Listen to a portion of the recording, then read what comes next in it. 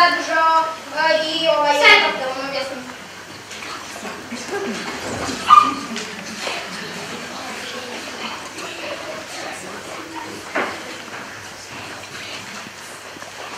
Na času nisu... Koje kažeš šta pita?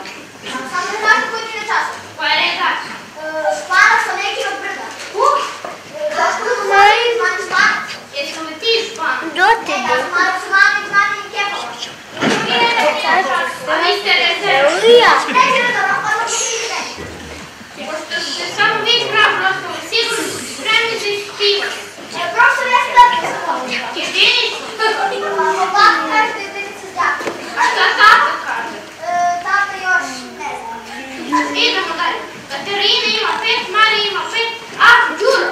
Zvolite, gospodine profesor. Jesi li učio Đuro? Nisam. Kako? Pa eto tako, nisam učio jer mislio sam da danas nećete pitati jer polovina nije na času. Teorija. Jo. Šta? Ja sad ovdje.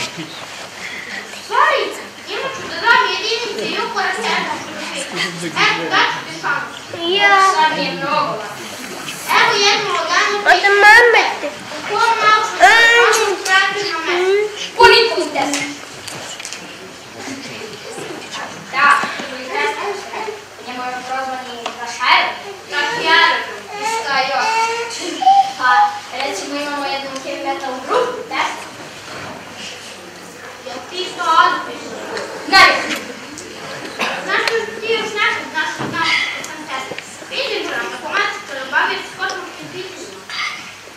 Pa sad znate kako ja baš nisam siguran, ja mislim da ne znam. A u stvari znam Einstein. Einstein, samo što on je naš naučnik. Mislim što on je švedski naučnik.